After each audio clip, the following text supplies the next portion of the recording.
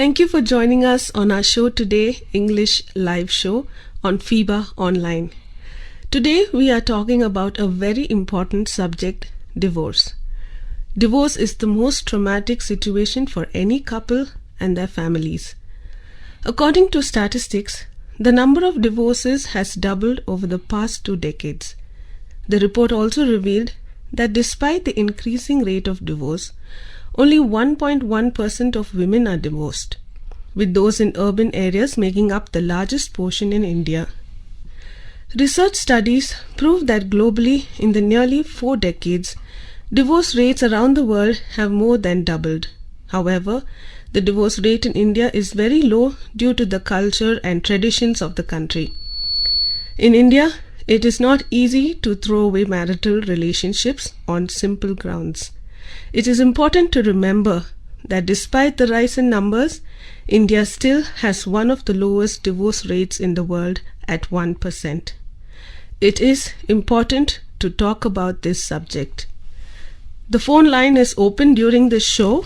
If you have a question to ask, please dial 916364252164.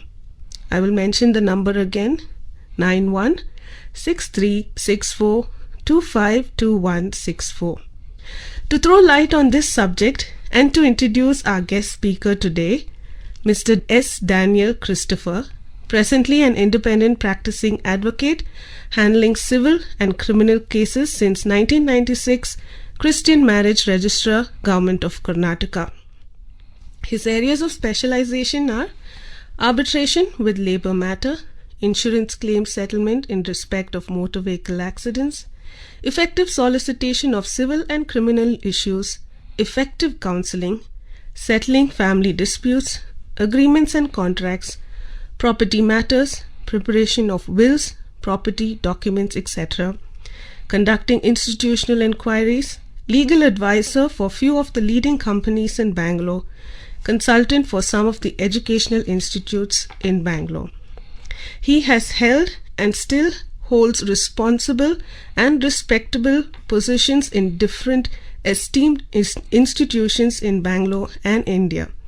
To mention a few of the positions, he was the former General Secretary, District Congress Committee Minority Cell Congress, State General Secretary, KPCC Legal and Human Rights, Member Christian Development Council, Government of Karnataka. To mention his hobbies, he loves socializing and being in the limelight, acting in movies, theatre, plays and TV serials, watching TV, classical movies and music. He is married and is blessed with 2 children. Welcome, sir, and thank you so much for joining on our show today. Thank you, Anna, for giving this opportunity to be on the show.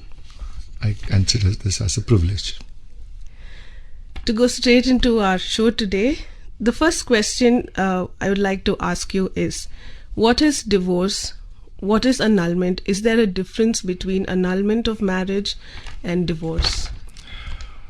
I can't say there's any much difference about it, but the term is used as divorce. Annulment, some of the churches, the denominations, they consider annulment, and the head of the church has right to annul the wedding, mean to say, make it null and void. Legal procedure, which is to cancel the marriage which was solemnized. It has been erased from the legal perspective and it is only termed as divorce. Okay. So what are some of the common reasons for divorce these days? Straight away you're asking this question. I have to brief little bit. Okay. Under Indian Divorce Act 1869, Section 10 and Section 10A, which is commonly used. 10A is to apply for divorce by one party, that is husband or wife, seeking for a dissolving the wedding, getting legal separation, or getting divorce. But there's another section called Section 10A, which has a mutual consent. Both come to the court seeking for separation. And the term divorce is not used. Normally, the court order is being said and given as the marriage which was held between X and Y in a church, solemnized by Reverend Pastor XYZ, stands cancelled or dissolved. This is the term they use it as. Okay. In this mutual consent mainly, this is the term which is used. Because Section 10, a person goes to the court seeking for divorce, they should have a valid reason for seeking a divorce, for which there are a lot of charges are being charged against the other spouse. And there should be grounds for the court to accept and grant them a separation or a divorce. And added to that, I have crossed more than 100 divorces so far. Okay. Right now, I am curtailing or slow down filing divorce matters. Yes, when situation arises, I'm forced to take up some issues, some cases, and get them separated legally. Okay. So, in the context of a Christian community or Christian weddings, so what are some of the common reasons do you see? In this, I'm not going to differentiate whether a Christian or a non-Christian. Okay.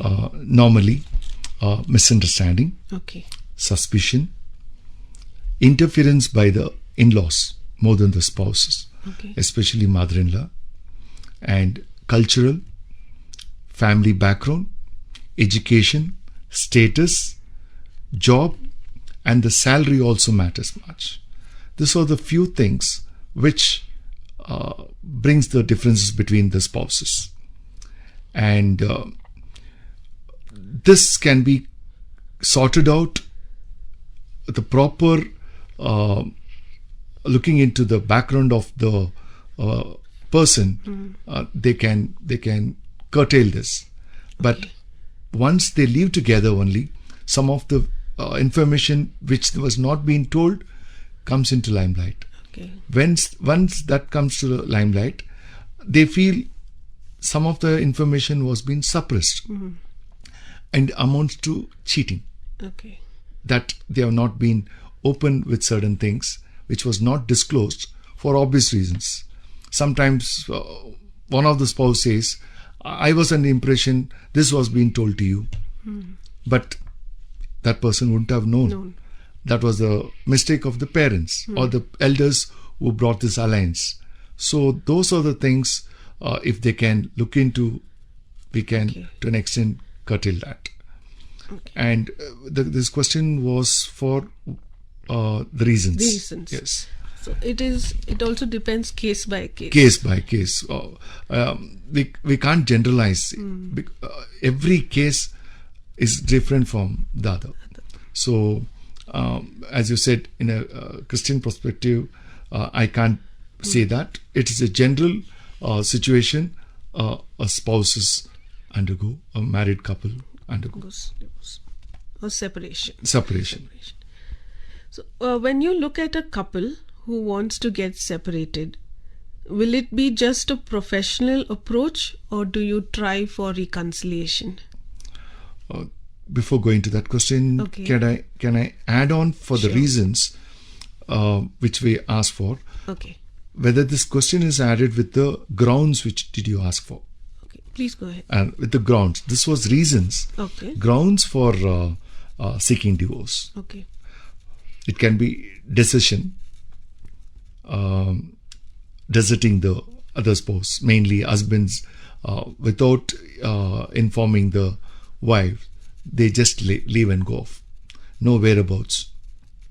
This amounts to decision, cruelty, some of the incurable diseases. These are the grounds. Bigamy, adultery, impotency, not in a position to consummate the marriage, mental illness, fraud, okay, and sound mind. These are the grounds the court will view at in order to accept the petition to proceed with the legal procedure. Okay. What was the next question you asked? The question, how do you approach? Yes, approach. If anyone, a couple, a husband or wife approaches me, when I said 100+ divorces are already done, 60+ are Christians. Okay. And this has been referred by church, reverend, pastors, priests, fathers. They refer the cases. So normally I do my best for counseling, reconciliation, give them time, allow them to get back to the marital relationship, give them 6 months time, talk to them, give them some advices. With that, it's a trial basis.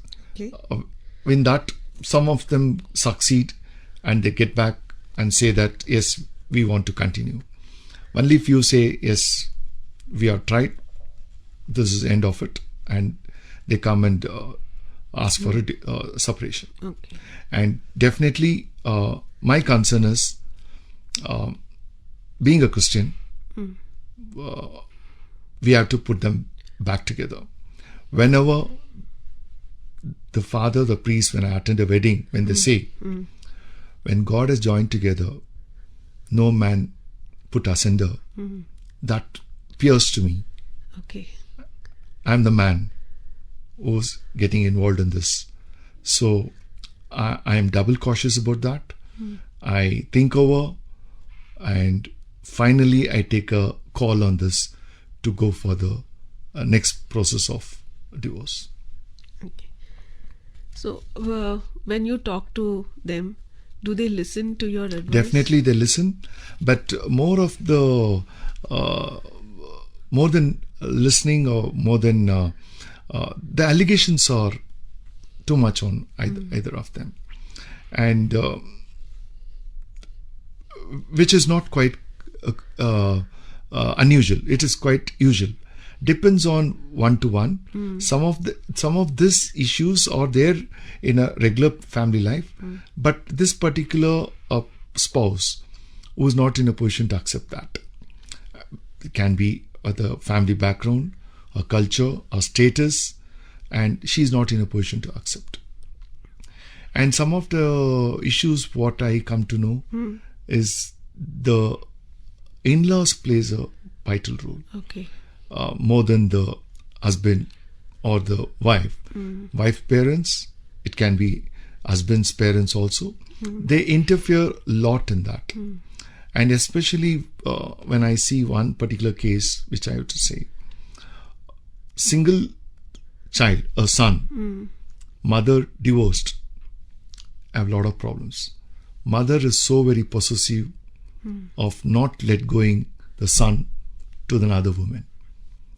And she feels that she's insecure. There's no man in her life. Husband died. The only man is son. She feels that he's been snatched by another woman. Those are the issues quite common when I see a widow having one son, another 2-3 siblings, it's no issues. Single son, only son has these problems. So less of interference. Only they can guide the parents or the elders. They can guide, but not interfere in the day-to-day affair of the couple. Okay. So which gender do you see more heading towards? Is it the ladies, the females, or the female? Most of them are ladies who come for a separation. Okay. Men comparatively, it will be 30%, but 70% are only women who come for divorce. Okay. And guys also want, but they don't want to come. And one of the reasons men don't come, husbands don't come, she's asked for a divorce. let her spend legal expenses, and also they get a comfort zone of not giving any alimony or maintenance. To avoid that, they say, you want a divorce, you go, you spend, and you go out of my life. So that's a comfort zone for a husband. They don't do such things. They don't come forward for this. Okay. So, if you have any questions to ask, please call the number 6364-252164. The phone line is open. If you have any specific questions you want to ask now, please call this number, or you can write to us at info@fibaonline.org. So, sir, the next question I would like to ask you is, what is the legal procedure for it? So we have a caller calling in. Yes. Hello. Thank you for joining us on the show. Hello. Hello. Hello. Hello. Is this a FIBA program? Yes, this is FIBA program. Is it for divorce? Yes, sir. Please go ahead and ask your question. Okay. Sir, I want the advocate. I want to ask you a question. Sir, you said that you've been involved in annulling the marriage and helped the many couples. But is there any case where after divorce, the couple came back? Not before the divorce, after the divorce? Is there any case like that? Is it possible? Yes. When the marriage has been annulled by the church and they get remarried again, the same couple, they come and form of blessing, they come and they get reconciled and they come back again. There are cases they come back again for obvious reasons. They do come back. I have one more question. That normally people will say that this is a man's world and all that, but when there is a divorce case, especially if there is a police case involved, the law is basically biased for women. They say, like if a woman makes a complaint against the husband of domestic violence, yes, then he will not even get paid. Yes. So there are instances where women misuse it. And I have to confess this. I have to confess your question. Yes, to an extent. The police, the law, the court is for women. They have the case is such, the issue is such, they feel they are towards the women. And the women have a soft corner, either when you go to the cop station or in the law or in the government also. I do agree that challenge is there. So that does that mean that women can misuse this? There are like that. There are people who have taken up this matter to the Supreme Court, and most of the sections have been misused by women and just to harass men. Yes, there are instances. Okay, but nothing can be done about it. There is no legislation that has happened. No legislation as such has been come out, but definitely on the grounds. And slightly the government also has relaxed, and the inspector also cannot take immediately file an FIR on a husband just mere by a complaint. Okay. Before they used to straight away do it. Now they are a bit wise enough to get into the case, the legitimacy of the case. If they find any truth in that, then they go for it. Otherwise, they delay the FIR for giving opportunity for husband to address his grievances. Okay. Thank you, Advocate. Thanks for that. Thank you for your call, sir. Thank you so much. Welcome. Very, very valid questions from our listeners. And to continue the show, the question I was asking you is about the legal procedure. Yes. Or the legal process. Initially, I told about Section 10, a wife files against the husband. Okay. under this section, she seeks for a divorce, for which there should be a proper reason. That once she files a case, before that a legal notice been sent.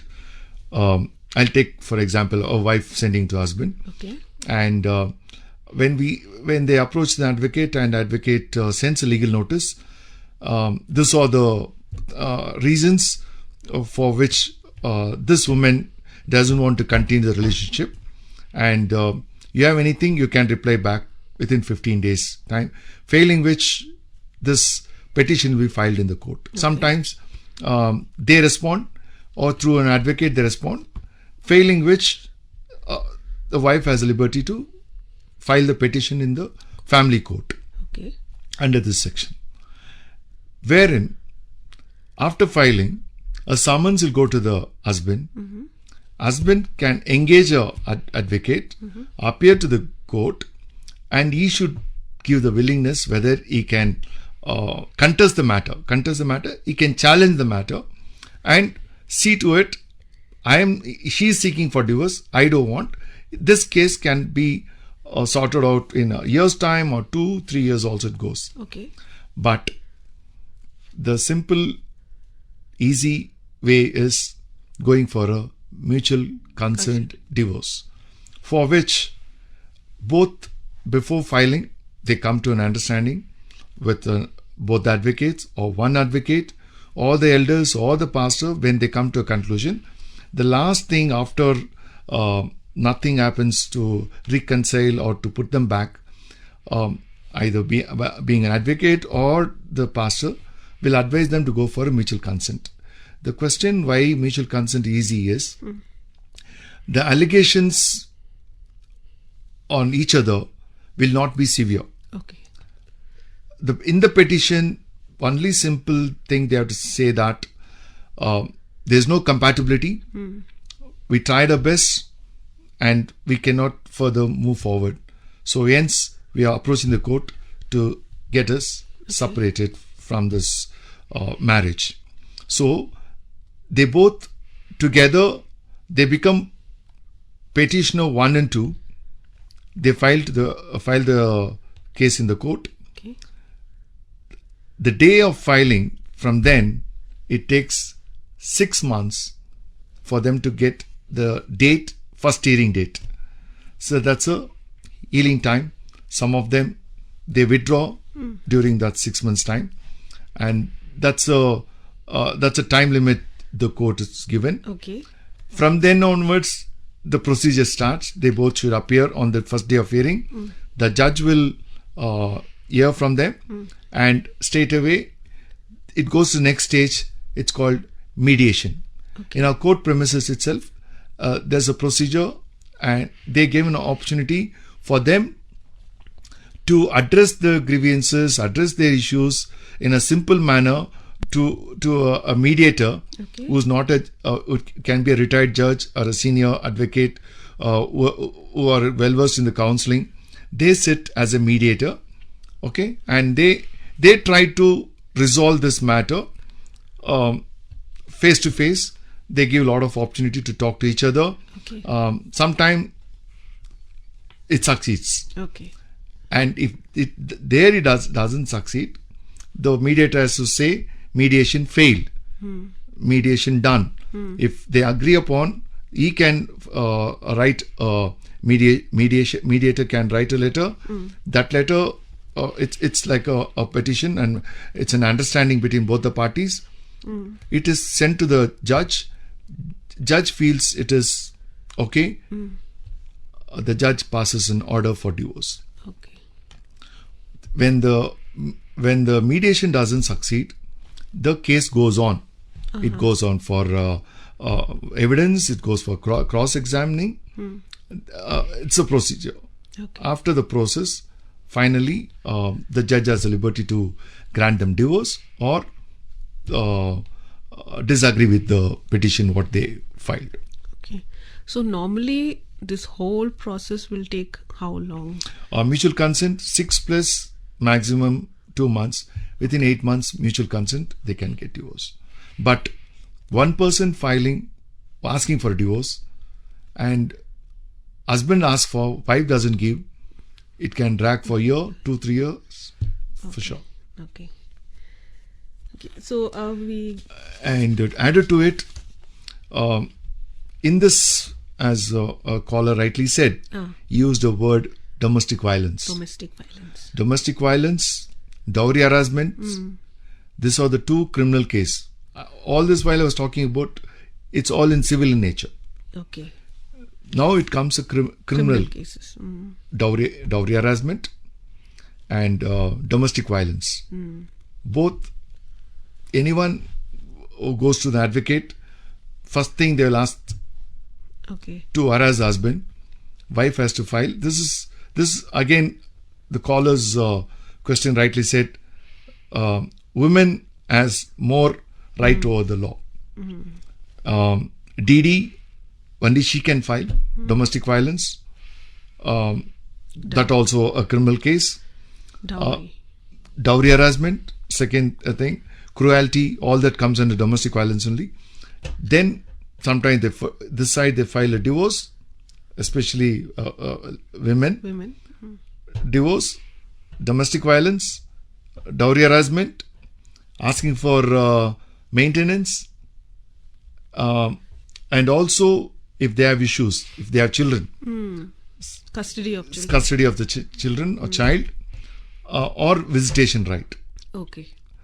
The husband or father mainly can come, and if it's in the wife's custody, children, visitation right is also, the court gives an order when and where a father can go and visit the child.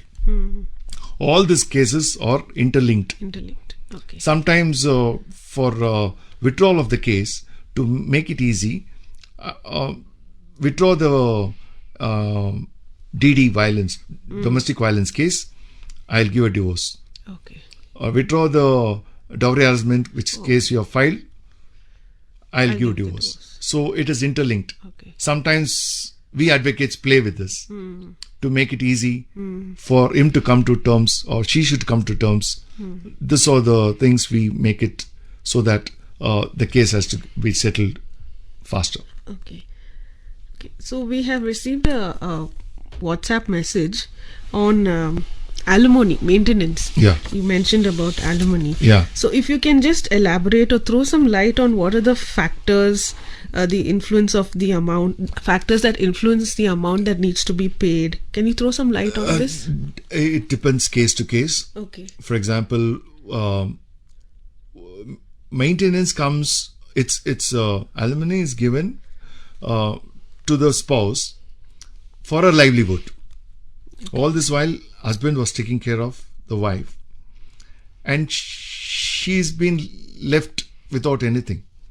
Since she was totally relying on the husband, now she can't go back to the parents' house.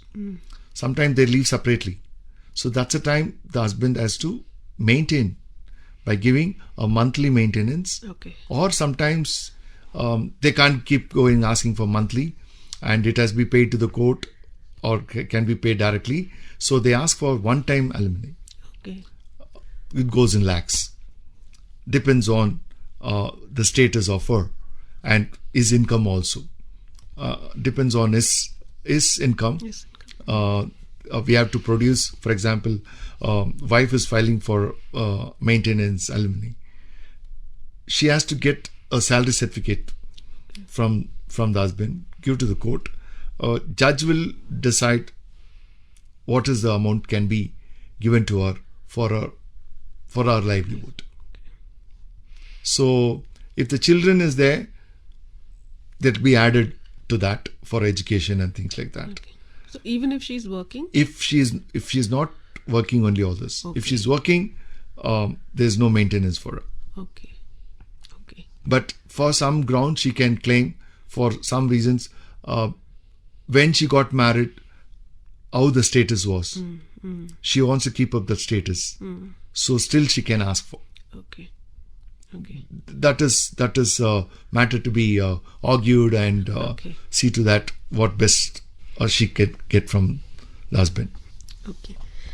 So moving on, what are the financial implications after divorce? Like property or children, all these things? Yeah.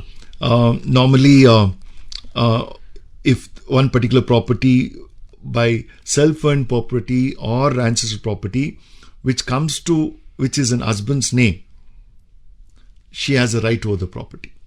Wife has a right over the. It can be 50-50 also. Okay. If children is there, she can ask for more. Mm-hmm. And all depends on, this goes on arguments and claim for it, and rightfully what she should get depends on the property, depends on whether she had contributed to the property. Okay. Sometimes they would have bought the property as a joint owners, and she would have spent money on the property to build the house. So all that depends on case to case. Case to case. Okay. So there are financial implications, but yes, it varies. Varies person to person. Okay. So now coming to the attitude of the society, what do you think? Has it changed? How are we looking at this divorce, the aspect of separation in families now, as of now? As I've said, out of 10 marriages, definitely 2-3 are breaking. And the society feels that women are at loss more than the men. Women gets a second-hand treatment once she gets the status of divorced. And if at all she decides to get married, then the tag will be stuck that she's a divorcee. How the church looks. Church also looks slightly down on them. But because of the financial independence, the status, the salary, the job, the career, they are not bothered. Women are not bothered as they were bothered 10, 15, 20 years back. Now the scenario has changed. And they feel they got independence from the bondage of a man. Some of them leave just like that. Some of them intend to get married. Some of them don't get married if they have issues. Early age, if they get divorced and they have small kids, they need a man, so they get married. And a lot of remarriages are taking place. Okay. In a month, at least 2-3 marriages, divorced marriages, I do register. Okay. So marriage is happening. So it's not the end of their life. There's a life after the divorce also. And because nowadays when we see the salary structure, some of the women earns more than the husband. Yes. That is also one of the issues. And her career or her job profile is much more brighter, greater than an husband. That also plays impact on the spouses, and the salary package. So when she has a financial independence, she feels that she can do anything. Okay. Those are the small tuning which be done before the marriage. And right person for the right spouse, like that. They have to match the profile also. That's what my concern is. And pastors have to play a vital role in this. Before, some of the denominations, they are very keen about premarital counseling before the banns. Yes. I don't see in some of the churches. Okay. To avoid this, they can avoid divorces if they can have a proper counseling, and if it is not meant for it, they can call it off before the bans. And divorce rates can definitely come down. Pastors, church leaders, the church has to have a awakening. Okay. So there is a shift in the way we think about separation now, and comparatively to decades back, 10 years back, 20 years back, and how women have become even more independent now.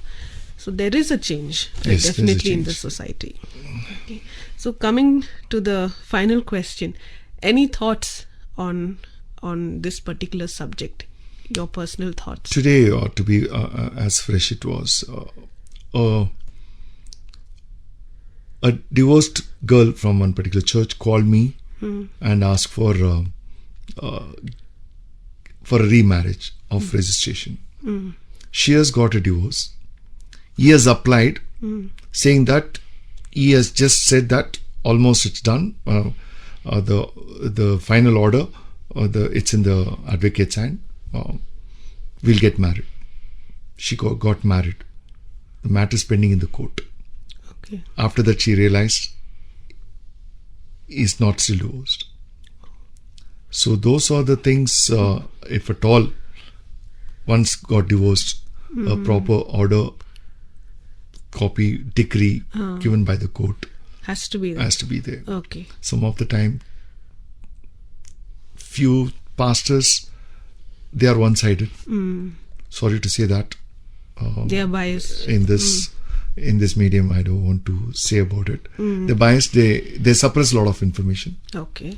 And a petition of an order copy, the pastors have to go through it.